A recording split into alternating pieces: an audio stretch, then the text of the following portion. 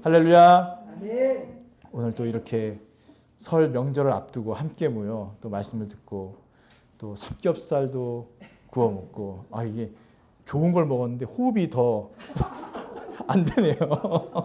빈속이 해야 좀 길게 가는데 가득 채워지니까 또 이런 문제가 있었지만 너무 좋습니다. 이제 저희 방향제가 다 끝났거든요. 그랬더니 또 하나님께서 삼겹살 방향제로 이렇게 또 채워주시니 뭐든지 다 감사합니다. 지금 저희는 아브라함 이야기를 쭉 가고 있습니다. 하나님께서 아브라함을 부르시고 약속의 땅으로 보내셨는데 아브라함이 여러 사고를 치면서 결국에는 21장에 이삭을 낳게 됩니다. 이삭을 얻었는데 또 어떤 일이 벌어지죠? 이스마엘. 하갈을 통해서 난 이스마엘이 이삭을 괴롭히고 못되게 구는 거예요. 사라가 그걸 보고 안 되겠다. 하갈과 이스마엘을 아예 혼내는 게 아니라 내쫓아내야 되겠다라고 했는데 하나님께서 사라의 그 결정을 옳게 여기시고 아브라함에게도 따르라 이렇게 말씀하신 거예요. 그래서 우리는 아내의 말을 들으면, 여자의 말을 들으면 자다가도 떡이 생긴다는 이 위대한 이 교훈을 다시 한번 생각해 봤습니다. 그렇게 해서 이제 일이 진행이 됐는데 놀라운 은혜는 약속의 자녀가 아닌 이 하갈과 이스마엘에게도 하나님께서 어떤 은혜를 주셨죠? 복을 주셔서 생명을 연장시켜 주시고 또 복을 주신 거예요. 근데 거기에서 우리가 기억해야 될 것은 무엇이냐면 어린아이의 울음소리를 들으셨다라고 말씀하셨는데 그 울음소리가 과연 이스마엘의 울음소리였을까? 아니면 하갈의 울음소리였을까? 주어가 나와 있지가 않아서 하나님 보셨을 때, 하나님께서 보실 때에 하갈이든 이스마엘이든 다 뭘로 보이겠습니까? 어린아이. 그냥 어린아이의 울부짖음으로 보였을 것이다. 그들이 거기서 무엇을 놓고 기도했을까요? 없을 것 같아요. 그냥 살려달라고 어쩌면 하나님께 기도했을지도 모르겠어요. 안 했을지도 모르겠어요. 그냥 누군가 날 살렸으면 좋겠다. 여기서 이제 인생 끝이구나 이러면서 하염없이 그냥 울부짖었을 것 같은데 하나님께서 그것을 들으시고 하갈의 눈에 뭐가 보이게 하셨죠? 샘물이 보이게 하신 거예요. 어쩌면 샘물은 눈앞에 있었을지도 몰라요. 근데 이 고난, 염려, 걱정, 인생의 여러 상황들 앞에서 딱 마주치게 되면 보여요, 안 보여요? 아무것도 안 보여요. 진짜 눈앞에 있는 건 아는데도 이게 보이지도 않고 그런 상황이 있을 수 있는데 하나님께서 은혜를 주시는 건 무엇이냐면 영안을 열어서 그 샘물을 보게 하셨다는 겁니다. 그러니까 영안을 열어주셨다는 것 자체가 하갈과 이스마엘 생명을 주신 거예요. 그게 누구냐? 바로 저와 여러분이겠죠. 우리는 원래 하나님 나라의 백성이 아닌데 이렇게 쫓겨나서 버림받아야 되는 마땅한 자들인데도 불구하고 복을 주셨다라는 것을 함께 나눴고 또 아비멜렉을 통해서 어떤 고백이 이루어집니까? 한번 볼까요? 어디냐면 21장 22절. 이거는 같이 한번 읽어도 좋을 것 같아요. 21장 22절 시작. 그때 아비멜렉과 그 군대 장관 기올이 아브라함에게 말하되 내가 무슨 일을 하든지 하나님이 너와 함께 계시도다. 아브라함 당신이 무슨 일을 하든지 하나님께서 당신과 함께 하시는 것을 내가 인정하지 않을 수가 없습니다. 지금 이거 누가 고백하는 거예요? 불신자. 불신자인 아비멜렉이 이걸 고백하고 있어요. 그러니 아비멜렉이 왔을 때 아브라함은 얼마나 하나님이 보호하시고 하나님이 돌보시고 복 주시는 게 보였을까요? 그래서 우물을 계약을 맺고 그것을 사고 하는 내용이 나왔습니다. 여기까지 너무 좋은데 오늘 정말 놀라운 말도 안 되는 일이 벌어져요. 하나님께서 이삭을 주셨는데 그 이삭을 어떻게 하라고요? 바치라. 선교사로 바치라. 이런 게 아니에요. 이런 게 아니고 번제로 드리라고 하니까 어떻게 해요? 결박해가지고 묶고 배를 가르고 그걸 다 불태워야 되는 거예요. 이게 말이 됩니까? 말이 안 되는 거잖아요. 그런데 말도 안 되는 것을 명령하신 하나님, 또 말도 안 되는 이 명령에 순종해서 가는 아브라함. 이거 도대체 뭐죠? 네, 그래서 이거를 오늘 살펴보면서 어쩌면 아브라함 이야기의 최정점으로 딱 가 있는 장이 22장인 거예요. 그래서 22장 끝에 오늘 읽진 않았지만 20절부터 보면은 또 다른 족보 이야기가 나옵니다. 이 족보에 누가 나오냐면 리브가가 나와요. 리브가가 누구죠? 이삭의 아내 이야기가 나와요. 그래서 아브라함 스토리의 최정점, 이삭을 바치고 순종한 아브라함 이야기를 딱 찍고 그 다음부터 이제 또 누가 준비돼요? 이삭이 준비되어지는 이 이야기가 마무리로 이어지게 되는 구조입니다. 자, 먼저 1절과 2절 보시겠습니다. 2일 후니까 어떤 내용이죠? 21장에 아까 말씀드렸다시피 이런 일들, 뭐 이삭이 낳고 이스마엘이 쫓겨가고 또 이 아비멜렉과 우물을 계약하는 이런 여러 일들 후에 하나님의 아브라함을 뭐 하시려고요? 시험하시려고요. 시험하신대요, 하나님께서. 네. 시험하시고, 자, 그를 부르시되 아브라함아, 내가 여기 있습니다. 2절 같이 한번 읽어보겠습니다. 시작. 여호와께서 이르시되 내 아들, 내 사랑하는 독자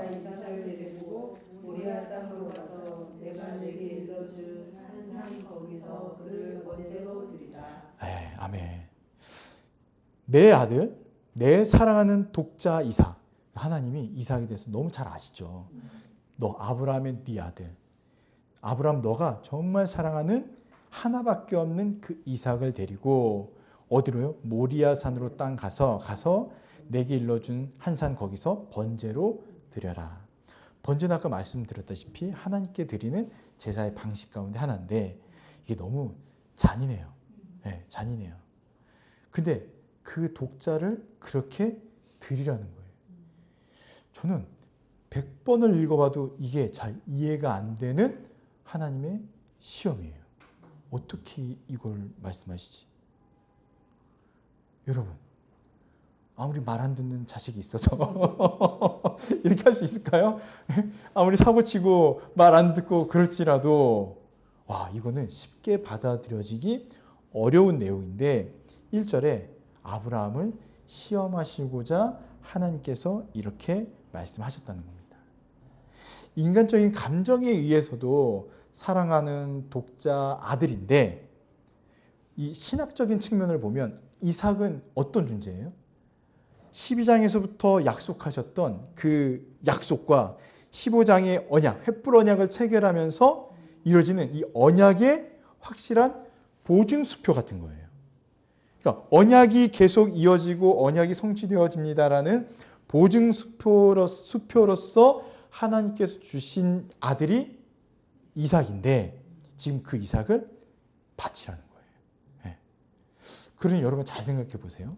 이삭을 언약의 보증수표로 받았는데 이 생명을 끊어내는 것은 언약이 어떻게 되는 거예요? 언약이 끊어질 수도 있는 거예요. 그러니까 언약이 파기될 수도 있어요. 마치 하나님께서 복 주셨습니다 하고 있는데 그거 다시 바쳐라고 했을 때 하나님 그럼 저 복 안 주시는 거예요? 도로 가져가시는 거예요? 그러면 주셨다가 뺏어가는 것 같으면 우리는 복 받았다고 생각할까요? 아니면 오히려 2배로 저주를 받은 것 같고 모든 게 사라진 것 같은 이런 생각을 할 수밖에 없겠죠. 이런 위기의 상황이 지금 1절과 2절입니다. 3절 한번 읽어볼게요. 시작. 아브라함이 아침에 일찍이 일어나 나귀의 안장을 지우고 두 종과 그의 아들 이삭을 데리고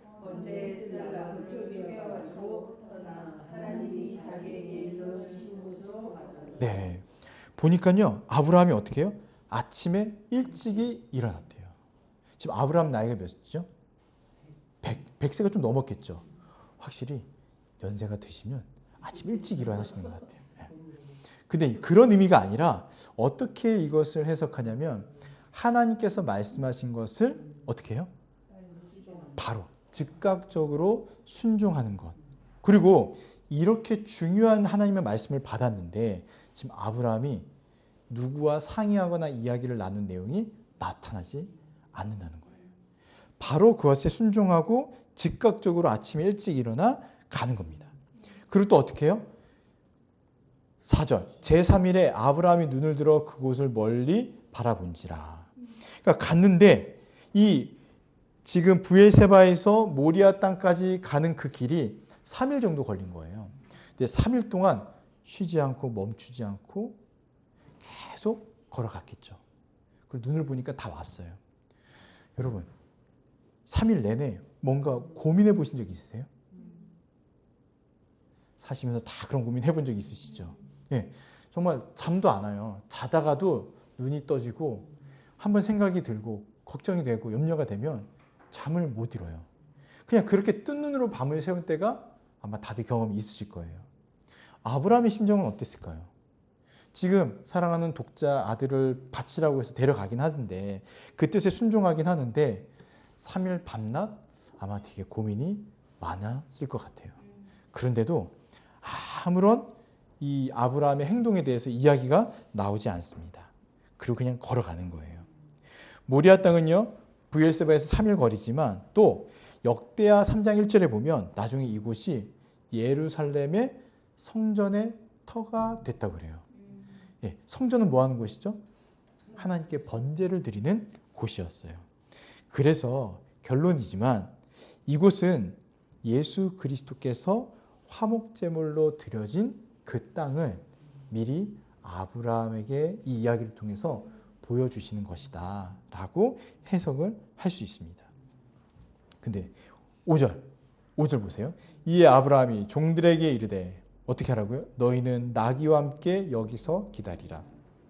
산 아래서 너희들은 기다려라. 내가 아이와 함께 이삭과 함께 저기 가서 예배하고 우리가 다시 돌아올 거다. 내가 돌아올 거다 이렇게 얘기 안 하죠. 우리가 다시 돌아올 거다 이렇게 얘기하고 있어요. 우리가.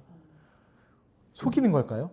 아브라함이 나 사실 이삭이 이제 번제로 드려. 나 혼자 내려올 건데 내가 너희들한테 말 못해. 그러니까 우리가 다시 내려올게. 이렇게 속이는 걸까요? 근데 뒤에 보면 속이는 게 아니라는 것을 신약에서 사도 바울이나 여러 사람들이 이야기를 합니다. 네. 6절 한번 볼게요. 시작.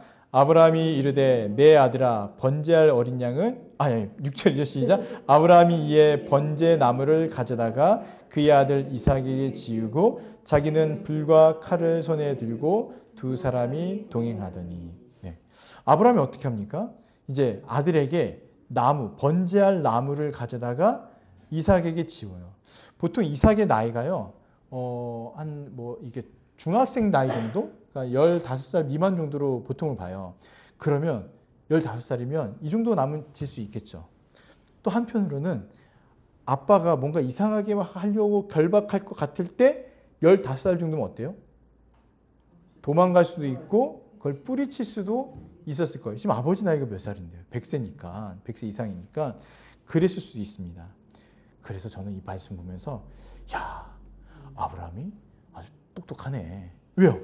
나무를 짊어지기 위해서 올라가게 한 다음에 지치게 만들어서 결박하여서 번제를 드리려고 그런 거 아닐까? 이런 생각을 해봤습니다. 근데 7절에 보니까 묻죠. 아니 나무랑 번제할 건 다 있는데 번제할 어린 양은 어디 있습니까? 8절 같이 읽겠습니다. 시작. 아브라함이 이르되 내 아들아 번제할 어린 양은 하나님이 자기를 위하여 친히 준비하시리라고 두 사람이 함께 나아가서. 네. 번제할 어린 양은 하나님께서 어떻게 해요? 친히 준비하실 것이다. 친히 준비하실 것이다. 근데 아브라함은요, 이삭을 데리고 가서 하나님 내가 이렇게 할 때 정도에 부르시고 준비해 주셨겠지 이걸 다 알고 있었던 게 아니라 정말 이삭을 바칠 마음으로 갔던 거예요. 갔던 거예요. 그런데 또 어떤 마음이 있었다고요? 하나님이 다시 살려줄 것이라는 이제 믿음도 있었던 겁니다. 그러니까 대단한 믿음을 이제 갖게 된 거예요. 자, 그러다가 9절. 하나님이 그에게 일러주신 곳에 이른지라 아브라함이 그곳에 제단을 쌓고 나무를 버려놓고 이제 긴장된 순간이 찾아옵니다. 그의 아들 이삭을 어떻게 해요? 결박하여 제단 나무 위에 놓고. 아니 100세의 이 아브라함이 이 아들을 결박하는 게 가능할까 싶은데 어쨌든 결박한 거예요. 그러니까 이삭도 참 이해가 안 돼요. 지금 번제는 다 준비해 놨고 갑자기 아빠가 나를 막 결박한단 말이에요. 이때 막 울고불고 난리 나지 않았을까요? 번제로 드리려는 아브라함, 또 아빠 왜 그래요 왜 그래 하면서 막 발버둥 치는 이삭. 근데 성경은 그런 이야기를 전혀 기록해 놓지 않고 있습니다. 10절 손을 내밀어 칼을 잡고 그 아들을 잡으려 하니. 그러니까 여기서 아들을 잡으려 한다는 것은 무엇이죠? 번제를 드리려고 이제 칼을 꽂아서 배를 갈라서 하려는 거예요. 근데 11절 여호와의 사자가 하늘에서부터 그를 불러 이르시되 아브라함아 아브라함아 하시는지라. 이 사이에 혹시 아브라함이 칼을 들어서 내를 치려고 하는데 내가 이제 배를 꽂기 직전에 하나님께서 어떻게 해요? 부르실 거야. 근데 칼을 들었는데 안 부르세요. 왜 안 부르시지? 살짝 내렸다가 또 멈추고 이렇게 한 게 아니라 정말 한순간에 이 이삭을 이제 제압하고 번제로 드리려고 하는 그때에 여호와의 사자가 아브라함아 아브라함아 부른 거예요. 원래 이렇게 부르시지 않으셨을 거예요. 어떻게 해요? 아브라함아 아브라함아 이렇게 부르신 거예요. 두 번 이름을 강조한 거는 매우 급하게 그 이름을 불렀다라고 보시면 됩니다. 12절 같이 한번 읽어보겠습니다. 창세기 22장 12절입니다. 시작. 사자가 이르되 그 아이에게 내 손을 내지 말라. 그에게 아무 일도 하지 말라. 내가 내 아들 내 독자까지도 내가 아끼지 아니하였으니 내가 이제야 내가 하나님을 경외하는 줄을 아노라. 아멘. 12절에 보니까 하나님께서 뭐라고 말씀하시냐면 내 손을 그 아이에게 대지 말아라. 아무 일도 하지 말아라. 왜요? 지금 아브라함은요. 믿음이 너무 높아가지고 하나님께서 하라는 그대로 다 할 사람이잖아요. 아무 일도 하지 말래요. 그냥 가만히 있으래요. 그러면서 내가 내 아들 내 독자까지도 내게 아끼지 아니하였으니 이렇게 말씀하세요. 여기서 반복되는 표현이 있어요. 어떤 게 있냐면 내가 내 아들 내 독자까지도 여기서 이걸 3번이나 반복해서 말씀하십니다. 내가 내 아들 내 독자까지도 아끼지 아니하였으니. 그러면서 이제 하나님께서 내가 이제야 알겠다. 너가 하나님을 얼마나 경외하는 줄을. 여러분 여기서 한번 보시면 아브라함이 이삭을 바칠 수 있었던 이유는 뭘까요? 우리는 아니까 말하기 쉽고 결과를 아니까 긴장감이 없지만 정말 아브라함이 여러분 되셔서 이런 상황, 이삭이 되어서 이런 상황에 놓인다면 이거 정말 할 수 있을까요? 아니 이삭 생명을 떠나서 지금 여러분이 갖고 있는 소중한 거 제일 소중한 건 뭐예요? 스마트폰. 냉장고보다 비싼 스마트폰. 그거를 지나가는 누구에게 줘라 해도 여러분 몇 번이고 대묻지 않겠습니까? 하나님 진짜요? 이거 스마트폰이요? 그냥 저 애들 쓰는 거 폰 드리면 안 될까요? 저 전화가 급하시면 뭐 다른 거라도 이럴 수밖에 없을 거예요. 근데 하나님께서 이렇게 말씀하셨을 때 아브라함이 그걸 순종했단 말이에요. 그래서 이 순종을 우리가 맹목적인 순종으로 생각하면 안 돼요. 가끔 그럴 때 있잖아요. 이단들이 그런 말을 많이 하잖아요. 전 재산을 하나님께 바치십시오. 하나님께 드리십시오. 혹시라도 제가 그런 말 한다면 다시 한번 저한테 물어봐 주세요. 정말 주님의 뜻이 맞는지. 저는 이 장면을 생각하면서 하나님께서 정말 원하시는 게 뭐지? 우리에게 지금 시험하시는 중이잖아요. 어떤 걸 시험하고 싶어 하시지? 그러면 또 시험하실 때 어느 정도까지의 것을 우리에게 바치고 드리길 원하시고 요구하시고 시험하실까? 또 그 시험에 있을 때에 우리의 믿음은 어느 정도까지 가지고 있고 또 순종해야 할까 고민을 많이 봤어요. 근데 확신이 들었던 건 아들을 바쳐라, 딸을 바쳐라. 지금은 그러지 않으실 것 같아요. 왜냐하면 이때의 아브라함은요 달라요. 그런데도 어쩌면 저와 여러분에게는 매일매일 하나님께서 이삭 정도는 아니지만 그래도 순종을 요구하시고 하나님을 경외하는 그 마음을 원하시는 그 시험들이 계속해서 있을 거라는 거예요.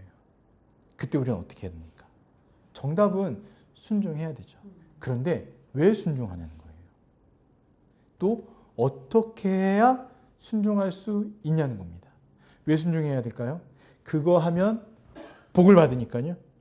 이삭을 번제로 드리면 3삭, 4삭, 5삭 더 나올까 봐요? 아니요. 그렇지 않잖아요. 네, 그렇지 않다는 거예요. 그냥 하나님을 경외하는 줄. 이 경외라는 게 뭘까요? 하나님의 높으시고 위대하시고 온 세상을 통치하시고 온 세계의 주관자시라는 것을 믿고 그 앞에 엎드리는 걸 텐데 어떻게 아브라함은 그 하나님을 경외하며 순종할 수 있었을까? 이거 생각을 해보는 겁니다. 만약에 우리가 22장만 떼놓고 보면은 정말 납득하기 어려울 거예요.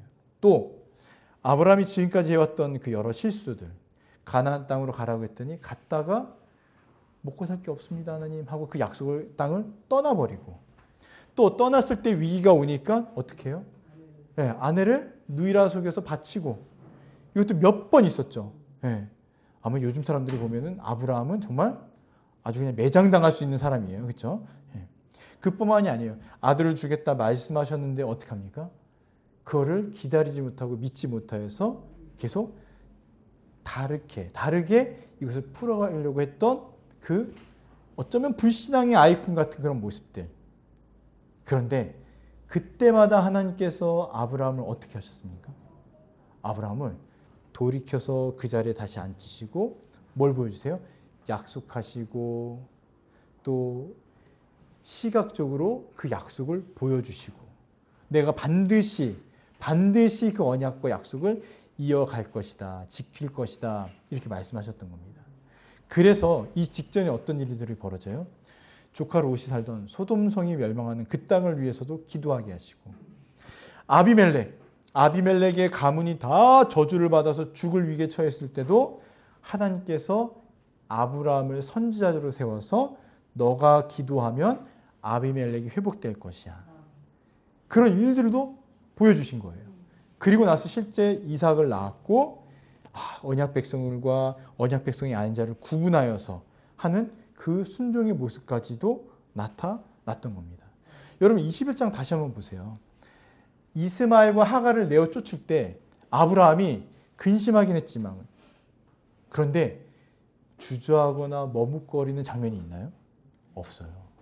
바로 그것을 순종합니다. 그리고 내어 쫓는 거예요.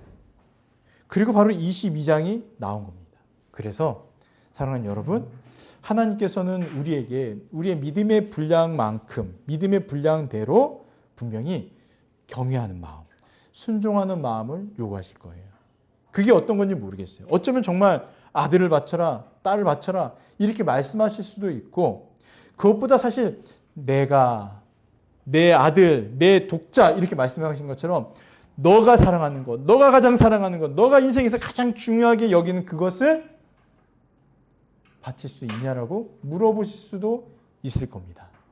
그런데 여러분, 저는 걱정하지 않고 염려하지 않는 게 뭐냐면 하나님께서 그러한 요구를 하실지라도 중요한 게 뭐예요? 하나님께서 그렇게 순종할 수 있도록 자신을 우리에게 보여주실 거라는 거예요. 거부할 수 없을 정도로 정말 너무 선명하고 분명하여서 하나님의 살아계심을 부정할 수 없을 정도로 하나님의 살아계심과 그 역사하심이 우리 인생에서 계속해서 나타나시고 돌보시고 인도하시는 것을 보여주실 거라는 겁니다. 그래서 어쩌면 저와 여러분의 인생이 아브라함 같지는 않겠지만 이와 비슷하게 아니면 또 하나님께서 원하시는 대로 우리는 많은 것에서 또 하나님을 경외하고 순종하며 이렇게 살아가고 있을 거란 생각을 하게 됩니다. 어떻습니까, 여러분? 인생을 살아오시면서 하나님께서 주신 샘물 경험해 보셨어요? 정말 목이 말라 죽을 것 같은 그때에 정말 다 막힌 거하고 깜깜한 그 인생 가운데 갑자기 샘물이 하나 딱 눈에 보이는 거예요. 그리고 그 물을 마셔요. 그럼 어때요? 썩은 물이 아니라 정말 이 갈증이 싹 해소되는 거죠. 지금 최근에 어떤 이제 또 자매와 지체와 이렇게 이야기를 나누는 와중에 온체험교회가요, 자기에게는 그런 샘물과 같대요. 그래서 매주마다 말씀을 기다리고 이 말씀을 듣고 은혜를 누리고 정리하고 이 말씀을 들을 때마다 영원히 샘솟는 그 은혜를 누리고 있다는 거예요. 그 이야기를 듣는데 감사할까요? 감사합니다. 네, 감사가 큰 거예요. 뭐 저희 교회가 얼마나 크겠습니까? 정말 몇천 명 되고 몇만 명 되는 교회도 있는데 정말 보잘것없는 작은 교회뿐인데 하나님께서 이렇게 들어 쓰시는 것을 보면서 우리가 해야 될 것은 무엇일까요? 우리 교회 좋은 교회 그게 아니라 하나님께서 정말 비천하고 작은 것을 통해서도 이렇게 쓰시는구나. 그러니 이것을 보면서 우리가 해야 될 건 무엇이냐면 하나님께서 아브라함의 순종을 보고 그래 너가 나를 경외하는구나 라는 걸 아신 것처럼 우리도 하나님을 경외하고 바라보고 또 이런 마음을 가질 때 오늘 여기까지 순종했다 치면 내일은 어디까지요? 한 걸음 더 순종하고 또 한 걸음 더 순종하면서 우리의 사랑하는 우리의 모든 것이 다 주님의 것입니다라는 고백을 하면서 드리고 바칠 수 있을 것을 믿습니다. 히브리서 11장 17절 19절 보니까 이렇게 나와 있어요. 우리 같이 한번 읽어볼까요? 강의 한 2페이지 맨 마지막에 있습니다. 시작. 아브라함은 시험을 받을 때에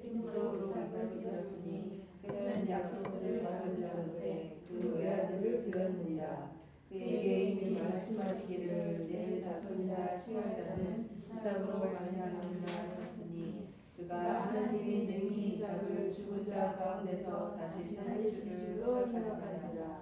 비유컨대 그를 죽은 자 가운데서 도로 받은 것이니라.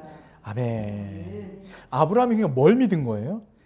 이삭이 번제로 죽을지라도 드려질지라도 다른 이삭을 삼삭을 주시는 게 아니고 하나님께서 어떻게 하신다고요? 살리실 것을 믿은 거예요.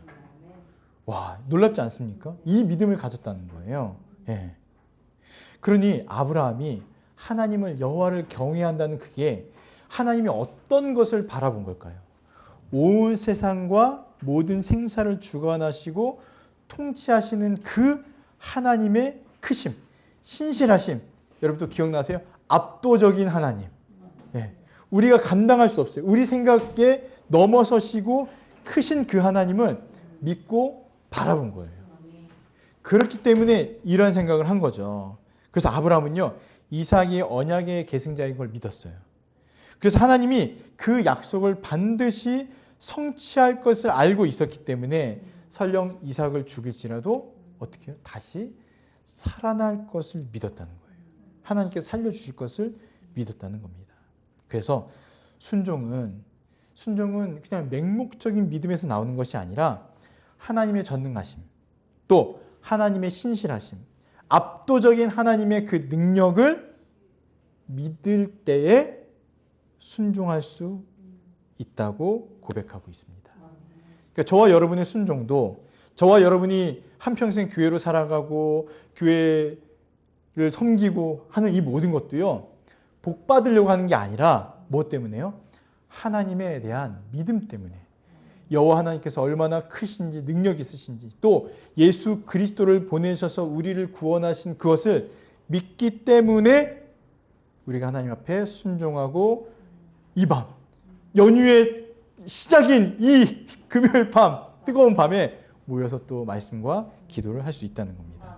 로마서 4장 17절 같이 한번 읽어보겠습니다. 시작. 기록된 바 내가 너를 많은 민족의 조상으로 세웠다 하신 것 같으니 그가 믿은 바 하나님은 죽은 자를 살리시며 없는 것을 있는 것으로 부르시는 이시니라. 아멘. 아멘. 하나님은 죽은 자를 살리시며, 여러분 믿으세요? 아멘. 하나님 죽은 자를 살리신 줄 믿습니다. 아멘. 네. 그래서 예수 그리스도가 부활하신 것도 우리가 믿음으로 갖고, 또 예수님께서 부활하신 것을 믿기 때문에 저와 여러분도 부활할 것을 믿는 거예요. 네. 근데 아브라함이 먼저 이 믿음을 갖고 드렸다는 겁니다. 너무 놀랍지 않습니까? 네. 여러분들 부활하실 것을 믿으시길 바랍니다. 이 성경 공부를 하는데 자기는 사실 믿어지지가 않는데요. 그리고 이 땅에서의 그 삶이 너무 길고 지루하고 힘들대요. 고난 가운데 있으니까, 어려움 가운데 있으니까 좀 벗어났으면 좋겠대요. 성경에서 영원한 삶을 말하고 있는 건 알긴 알지만 그게 믿어지거나 와닿지 않는데요. 왜요? 지금 힘드니까. 살아온 그 시간이 너무 힘들었기 때문에 영원보다 그냥 지금 좀 빨리 오시면 안 될까요? 이런 마음이 더 크다는 거예요. 근데 믿어야 돼요. 믿어야 돼요. 우리는 반드시 죽음에서 부활하고 또 영원한 삶을 살 것을 믿습니다. 이것을 믿기에 순종할 수 있는 겁니다. 자, 13절에서 19절 보시면은 13절에 어떻게 되죠? 아브라함이 눈을 들어 살펴본지 뭐가 있어요? 한 순양이 뒤에 있는데 뿔이 수풀에 걸려 있대요. 아니 지금까지 보였어요, 안 보였어요? 이삭은 뭐라고 했을까요? 아빠 옆에 있어. 왜 나한테 이래요? 이럴 게 없었어요. 둘 다 하나님께 눈을 가려주신 것 같아요. 순양은 언제부터 있었을까요? 아브라함이 떠날 때부터 거기에 묶여가지고 그냥 나오지도 못하고 그랬을 수도 있겠죠. 하나님께서 미리 준비하셨다는 겁니다. 이 순양은 도구는 뭐죠? 순양은 왜 하나님께서 준비하셨을까요? 보니까 그 순양을 가져다가 아들을 어떻게 해요? 대신하여 번제로 드려라. 여기서 중요한 게 뭐냐면요. 아들을 대신하여 번제로 드려라 이거예요. 아들을 대신하여. 그래서 그 땅 이름은요. 여호와 이레라고 합니다. 왜요? 여호와의 산에서 준비되리라. 우리 그 찬양 많이 하잖아요. 주님께서 준비시켜 주십니다. 저의 먹을 것도 주님께서 준비시켜 주십니다. 그래서 온갖 곳에 여호와 이레를 갖다 붙이는데 그게 아니에요. 먹을 걸 준비해 주시는 것은 만나. 이 여호와 이레는요. 여호와께서 우리를 위하여서 구원해 주시기 위해서 그 아들을 어떻게 해요? 준비시켜 주신 거예요. 그리고 아브라함의 아들 대신 누구요? 하나님이 자기 아들을 그곳에서 번제물로 화목제물로 드리셨음을 보여주시는 장면입니다. 우리는 아무리 순종하고 아무리 노력해도요. 하나님께서 자기 아들을 정말 번제물로 드린 것처럼 할 수가 없어요. 할 수가 없습니다. 아브라함이 누가 그래요? 아브라함이 정말 믿음의 조상 맞아요? 아니 이렇게 난리치며 살았는데 이것 때문에 믿음의 조상이라고요? 맞아요. 우리는 아브라함의 삶을 보면 그렇게 고백하지 못해요. 그런데 누가 이 삶을 인정해주고 있어요? 하나님께서. 너 믿음의 조상이야. 너의 믿음을 보니까 순종의 아버지야. 이렇게 인정해 주시고 계시는 거예요. 근데 이게 안 됐어요. 아니 아브라함의 인생을 보십시오. 하나님 얼마나 난리부르스를 치면서 살아온 인생입니까? 근데 어떻게 우리의 믿음의 조상이 됩니까? 라고 얘기하고 싶은데 너는 어떠냐? 우리는 어때요? 우리는 정말 올곧은 선비정신을 가지고 여호와 하나님만을 바라보며 경외하며 잘 따라왔습니까? 아니면 지랄 방광하면서 여기 갔다 또 뒤로 갔다가 정말 불신자처럼 생각하고 살기도 하다가 어떻게 해요? 주님, 제가 주님 따라가겠습니다. 온 게 아니라 코 끼고 물고기가 그 낚싯바늘에 걸려 있듯이 나가려고 하면 너무 고통스럽고 아프니까 어떻게 해요? 그냥 따라가고 있는 모습일 수도 있어요. 근데 이런 자녀들을 하나님께서 어떤 칭호로 주세요? 성도. 거룩한 내 백성. 또 내 자녀, 예수 그리스도 안에서 한 몸, 이런 호칭을, 칭호를 우리에게 주셨다는 겁니다. 예, 얼마나 놀랍고 감사한 이야기겠습니까? 정말 말도 안 되는 거예요. 예. 그런데 여호와 이레, 하나님께서 미리 다 준비해 놓으셨다라는 겁니다. 예, 놓으셨다는 겁니다. 그러니까 어쩌면 하나님께서 이 장면을 통해 말씀해 주고 싶으신 게 이걸 거예요. 내가 너희를 위해서 내 아들을 번제로 바칠 거야. 번제로 드려서 너와 내 자손 그리고 영원한 복을 누릴 내 후손들을 다 어떻게 해요? 구원할 거야. 그러니 하나님께서 아브라함을 통해서 원하시는 게 뭘까요? 순종일까요? 어떤 의미냐면 마음에도 없어요. 근데 이거 안 하면 혼날 것 같으니까 그냥 할게요 하고 오는 그런 모습일까요? 아니면 나를 경외하는 그 마음일까요? 여러분 예배에 오실 수 있어요. 그쵸? 예배에 오실 수 있어요. 저도 중고등학교 때 부장 선생님이 어떤 얘기를 하냐면 내가 회사에서 주일날 야유회가 있어서 야유회 갔다 교통사고가 났어. 그 다음부터는 예배 절대 안 빠져. 무서워. 그래서 나는 예배 열심히 드려. 1년 내내 한 번도 안 빠져. 좋죠. 좋죠. 근데 그것 때문에 예배 드리는 걸 하나님이 원하실까요? 아니면 하나님은 정말 위대하시고 크시고 나의 아버지 되십니다. 이런 믿음의 고백, 하나님을 경외하는 마음으로 순종하며 따라가는 걸 원하실까요? 그걸 묻는 거예요. 네.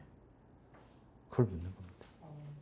그런 백성을 만드시기 위해서 지금 순양을 준비하신 거고 그 순양이 우리 주 예수 그리스도임을 우리가 믿음으로 고백하고 있는 겁니다. 그래서 여호와 이레 주님께서 나를 구원하시기 위해서 미리 우리 주 예수 그리스도를 준비해 놓으셨다. 이해되세요? 여러분 이해되세요? 이게 언제 있었던 일이에요?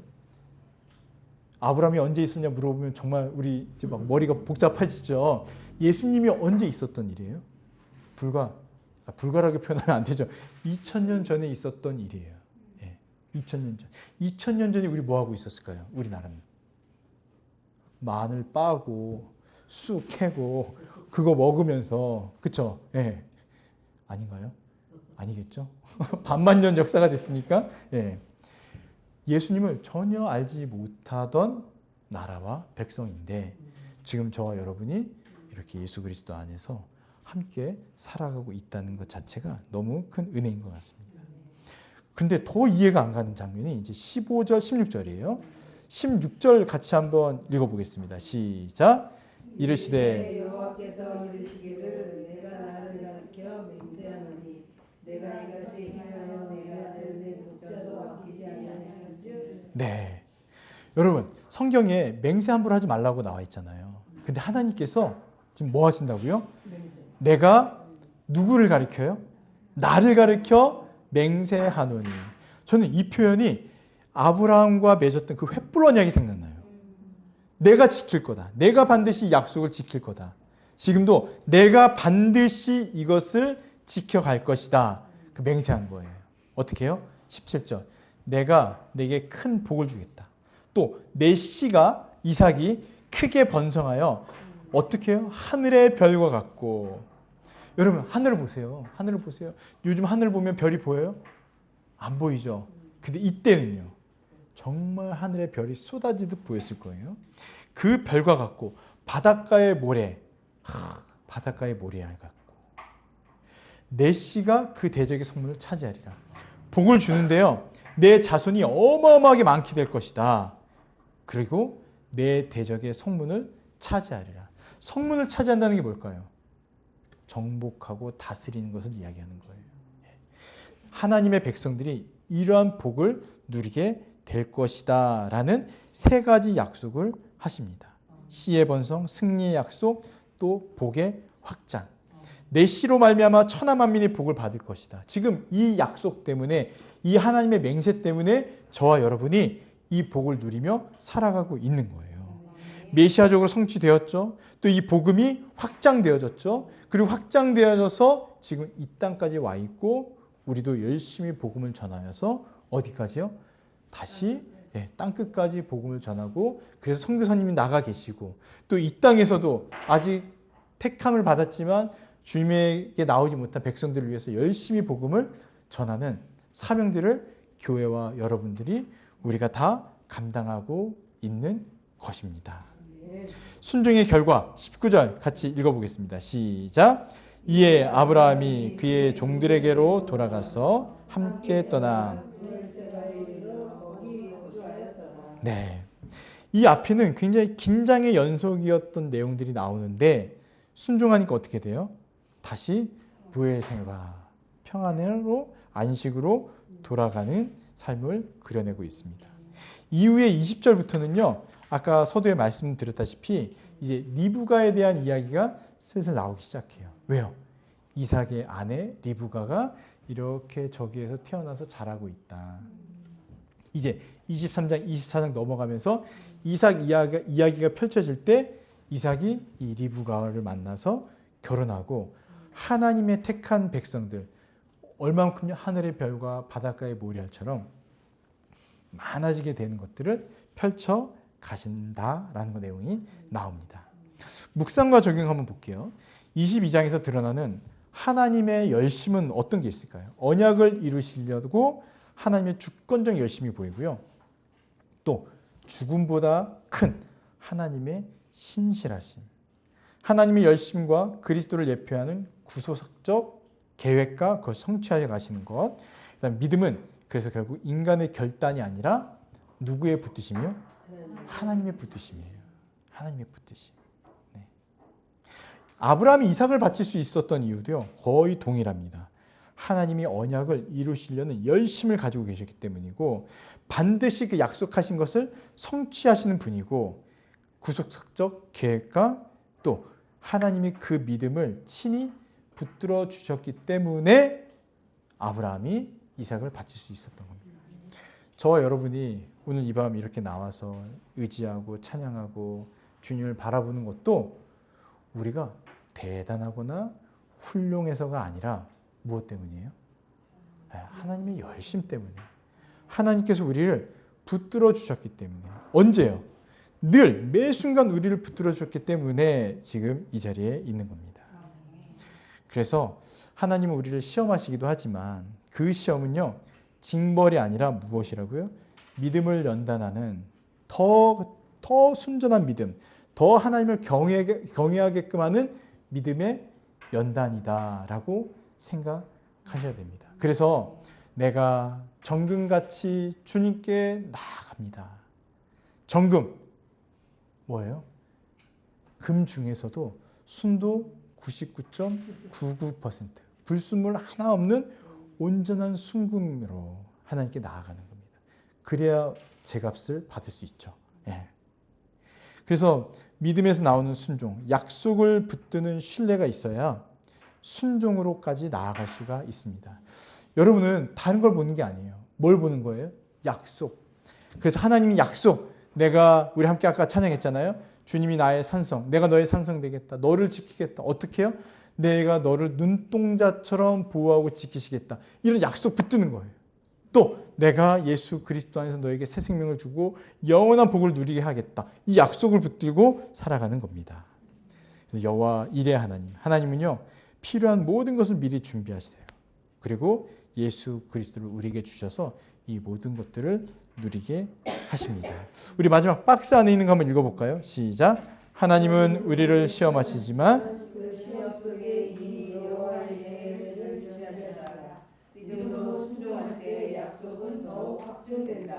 아멘. 우리 아무것도 두려워 말라 찬양 한번 하고 우리 기도하는 시간을 좀 갖도록 하겠습니다. 누가 그래요. 제가 이제 교회 블로그가 있어서 글을 썼어요. 이제 수련회 가서 말씀을 들었는데 그 목사님이요. 자기 우울증이 너무 심하고 자살 충동도 너무 심하대요. 예. 근데 2,000명 정도 되는 교회를 담임하시는데도 이렇게 힘든 거예요. 자녀들은요 난리예요. 자녀가 교회를 안 나간대요. 그러니까 아버지가 이렇게 힘든 시간을 보낸 걸 보면서 하나님이 기도를 안 들어주셨다 이렇게 생각해서 안 나간 것 같아요. 그런데도 그 목사님이 딸한테 교회 안 나와도 돼. 내가 기다려줄게. 너 40살 될 때까지 기다려줄게. 지금 한 20대 된 것 같아요. 기다려줄게. 이러면서 계속 그래도 지지해주고 격려해주면서 이 딸이 조금씩 변화가 되더래요. 목사님 지금도 우울증 그것 때문에 심하고 약을 드시고 또요 혈액암까지 걸리셨대요. 그래서 지금 약을 드시면서도 근데 표정을 보는데 힘든 게 느껴지지 않아요. 그러니까 내 상황이 이래서 너무 힘들고 고통스러운 이런 얘기를 안 하시는 거예요. 그래서 저도 돌아봤어요. 우리 성도들의 상황과 또 제 처지와 이 여러 가지를 돌아보니까 상황은 보면 우울한 거예요. 우울한 거. 다 힘들고 다 염려가 많고 또 어렵잖아요. 막 이제 그런 내용을 썼어요. 그런데도 하나님께서 우리에게 마르지 않는 샘을 주셨다. 그걸 바라봅시다. 그리고 뭐 순종하려고 지금 하지 말고 그냥 그 샘물을 만큼 마시자 막 이렇게 써놨어요. 근데 그걸 다른 사람이 본 거예요. 그 글을.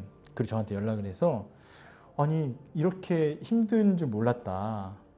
그런데 교회 사진을 보는데 왜 다들 행복해 보이죠?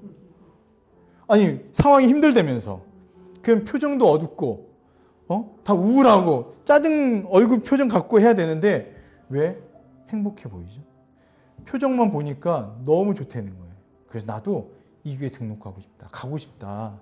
이런 고백을 하더라고요. 그래서 우리는 그냥 그저 기억나시죠? 하갈과 이스마엘처럼 어린아이의 울음밖에 없는데 주님께서 다 만들어 가시는 거예요. 아브라함의 순종, 주님 저 못할 것 같은데요? 괜찮아요. 내가 만들어줄게. 그리고 너 힘내서 살아가고 있잖아. 이런 격려를 막 해주시는 것 같아요. 그래서 주님 바라봅시다. 주님 바라보고 주님 의지하고 주님께서 우리에게 주시는 그 은혜를 다시 한번 생각하면서 함께 찬양하겠습니다. 아무것도 두려워 말라.